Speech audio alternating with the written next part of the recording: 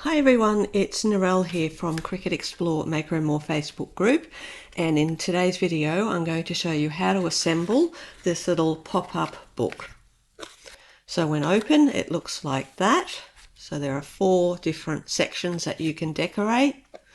It ties with a ribbon, and then when you close that, again you tie that with the ribbon, and then you can put that into a post pack or an envelope and post that. Now it is quite thick, so keep that in mind when you're posting that.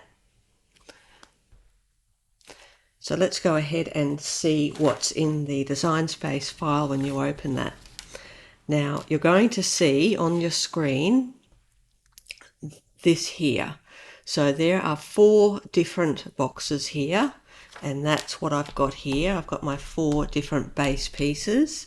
Then you've got all your little decorative pieces, decorative layers, and these little triangles, and that's what these pieces are here.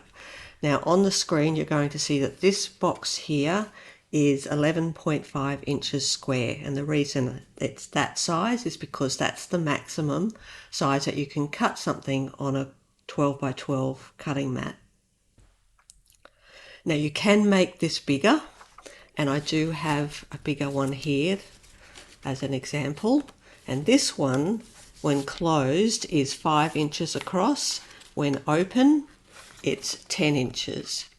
And at the end of the video I'll show you how to make something or make this project bigger.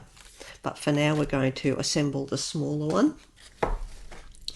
I'm going to be using 2 different glues here today. So I'm using this Collal glue to stick all my base pieces together, and then I'm going to be using the Barely Art glue just to add my decorative layers to the card base. Now the reason I'm using this Collal glue for the card base itself is that it gives you a much stronger card base. Now just be careful when using this Collal glue. It is acetone based and does give off some fumes, so if you're sensitive to that, make sure you take care when using it. But for everyone you should use this in a well ventilated area and don't breathe in any of the fumes. But other than that, it's a great glue. So let's go ahead and start putting the base together. Move these ones out of the way. Now you've got 4 of these card base pieces. You have a cut at the top, then you've got a score line that goes across the middle, you've got a score line that goes down that bottom part, and then you have a diagonal score line here on the bottom right. Now all of your horizontal and vertical score lines are going to be valley folded, and your diagonal score line is a mountain fold. I'm just going to take my little mini scoreboard here. So I'm going to use this to fold along my score lines. It just makes it easier to do this because it holds it firmly in place, and this is not going to move as I'm folding.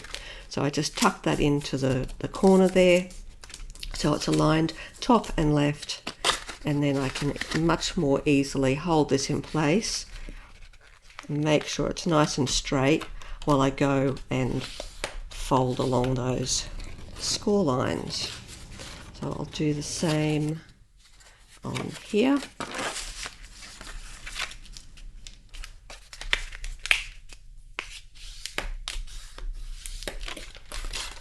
And then I'll do my diagonal score line.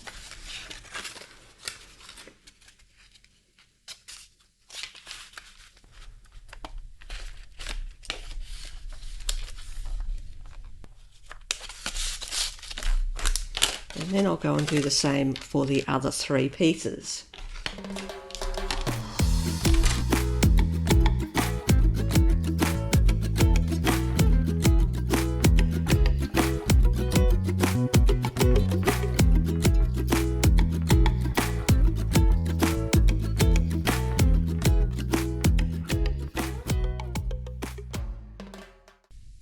Okay, so now that I've folded those,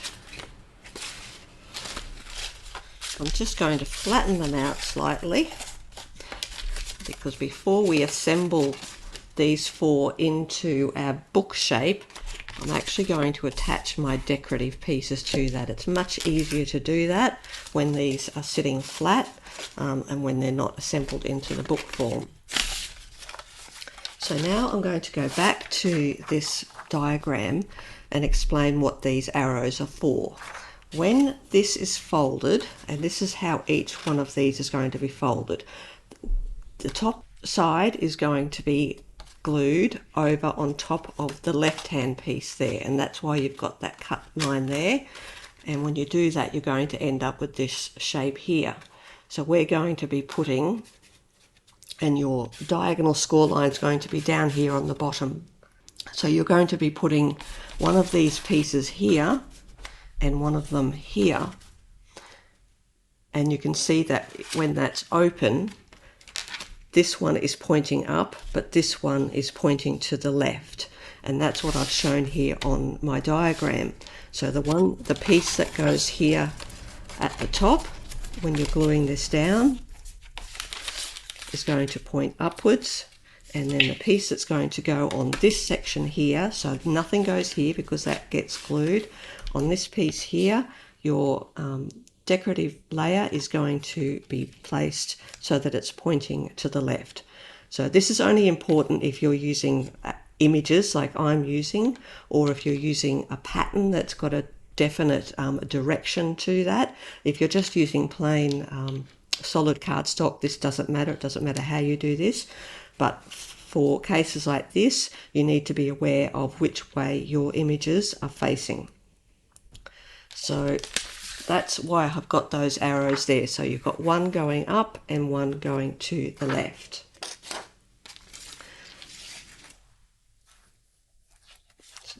So what I'll do then is that I'll just take the rest of these and I'll go, that one is going that way and that. So now I'll go ahead and I'll glue all of these pieces down, and then after I've done that, I'm going to go and add my triangles. So when I've done that, I'll be back.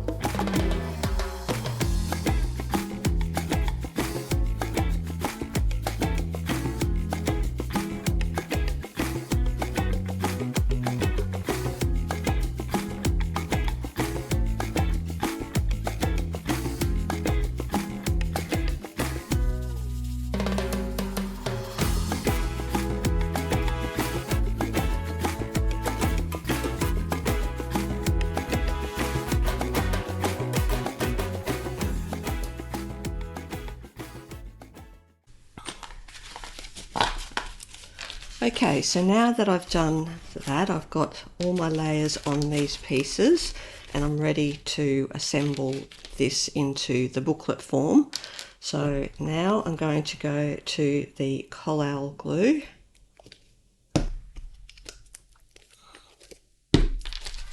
And first I'm going to stick each of these. So this piece is going to be stuck onto this piece here. So I'll just put my glue here.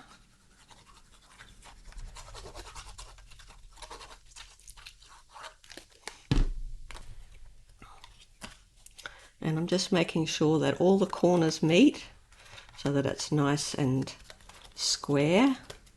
And then I can fold that up and then make sure all of this is nice and square. And then I'll repeat that for each of the other three pieces.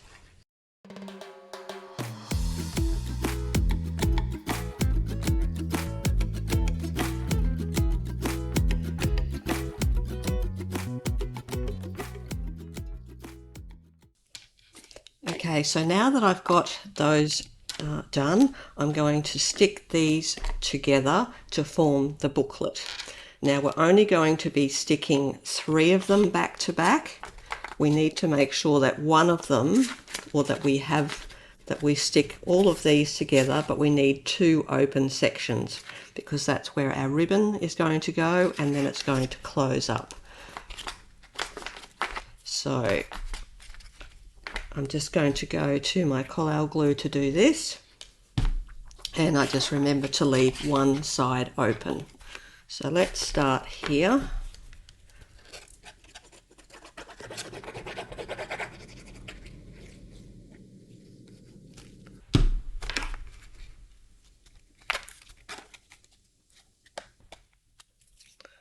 And I want to make sure this is all nice and square and that all my sides meet up.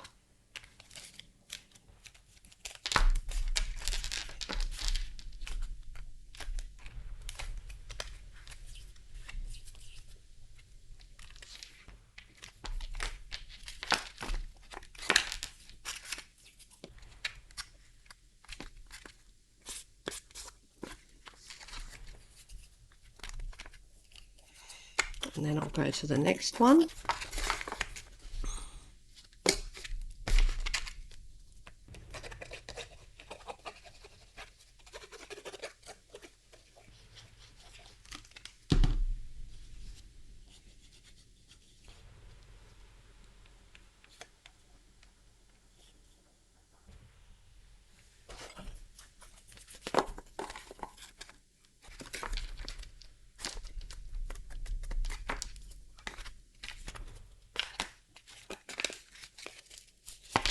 Again, make sure that's nice and square.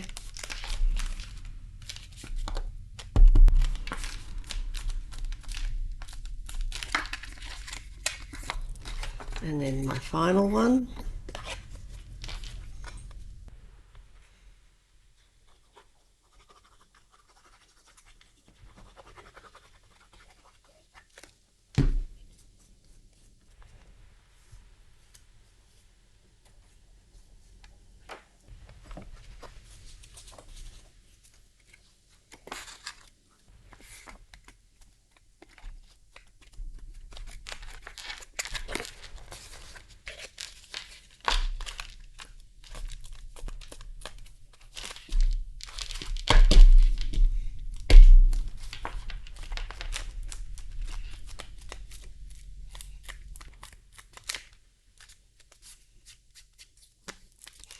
Okay, so there is my little book. So on the 2 remaining spaces, I'm going to be putting my front and my back pieces. So this is my back, so I need to make sure I put this one here, and then that will go on there. But before I put those on, I need to add my ribbon. So I have 2 pieces of about 10-inch long ribbon, and I'm going to continue with this glue here to add that. And I want my ribbon to be about halfway across, and it'll probably go to about halfway along here. So I'm just going to line that up here, and then that will help me get my 2 pieces about the same. So I'll just pop a bit of glue there. I'm going to sit that about halfway and put that one there. And I'll turn that over, and I'll do the same to the other piece.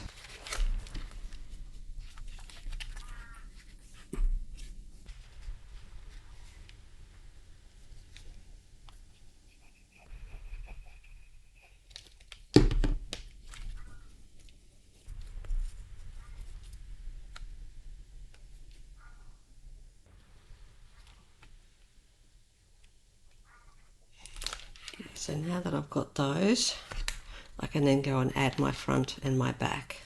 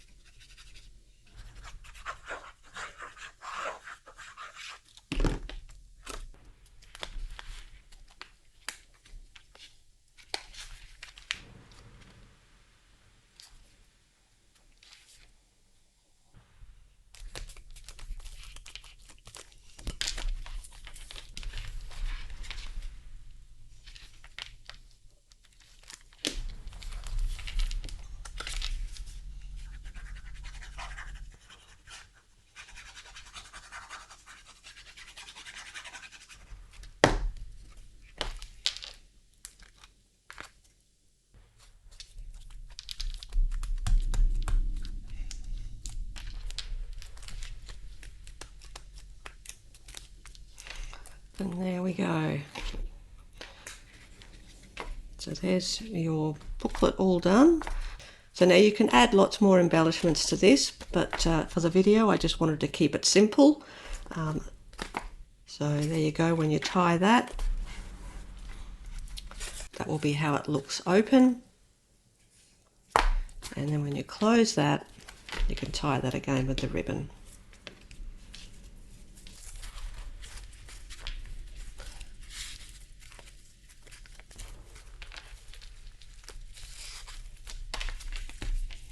And then you can trim that ribbon to whatever size you want.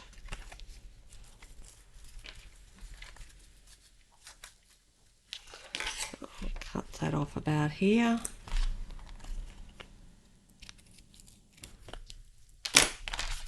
And there you go. So there's the small version, all ready to go. So now again, as I said, you can make this bigger, and you're going to find in that Design Space project, this is also going to show on screen, and this shows you how to make a bigger version. So to do this, you need to work out what you want your finished size to be. So for this one, my finished size when it's open is 10 inches. And that's the size that you're going to need to make this square. So you're going to take this, all of these pieces here, which have been grouped, and if you want, say you want this to be an 8-inch version, so at the front, or when it's closed, it will be 4 inches across. When it's open, it would be 8 inches across. You would take this and you would change all of these pieces, keeping them grouped, change that to 8 inches, and then you would cut 4 of those. So you'll only see one group on screen. Change that to the finished size that you want your book to be when it's open, and then cut 4 of them. So that's how you'll do it. So the information is there on screen if you forget how to do that. If you do have any questions about that, just drop them in the comments below, and I'll answer those questions as soon as I can. So hopefully you enjoyed that. Thanks so much for joining me today, and I will see you next time.